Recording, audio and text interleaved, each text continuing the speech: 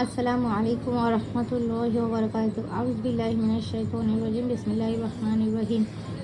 তো আজ আমরা যেটা শিখতে চলেছি সেটা হচ্ছে অধ্যায় নাম্বার 15, নুন সাকিন এবং তানবিনের ইজহার। নুন সাকিন এবং তানবিনের ইজহার। অধ্যায় নাম্বার 15, নুন সাকিন এবং তানবিনের ইজহার। নুন সাকিন, এই যেটা আমরা বলছি সেটা হচ্ছে নুন সাকিন, মানে এই যে নুনের উপরে সাকিন থাকে একে বলে নুন সাকিন।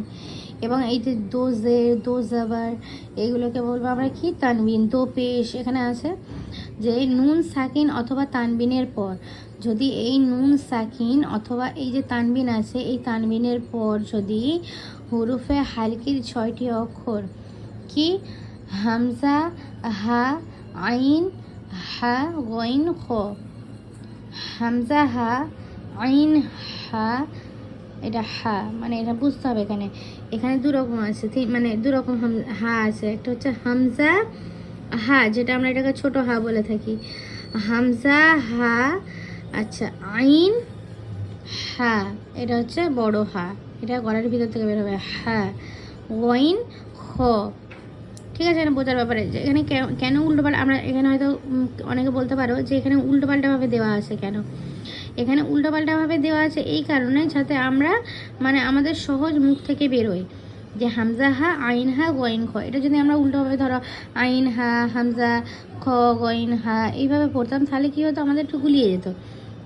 সেই জন্য এখানে কীভাবে দেওয়া আছে, হামজা হা, আইন হা, গইন খ।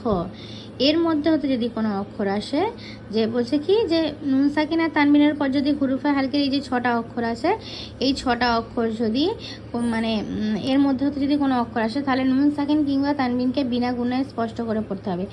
এই তানবিন আর এই যে নুন সাকিনকে বিনা গুণায় স্পষ্ট করে পড়তে হবে। গুণা মানে কি, আমরা আগে পড়েছি যে গুণা মানে নাকে আওয়াজ নিয়ে যাওয়াকে গুণা বলে।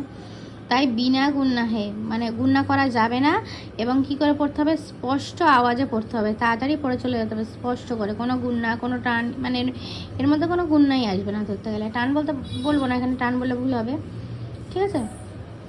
গুন্না মানে নাকে আওয়াজ নিয়ে যাওয়া, একে বলে।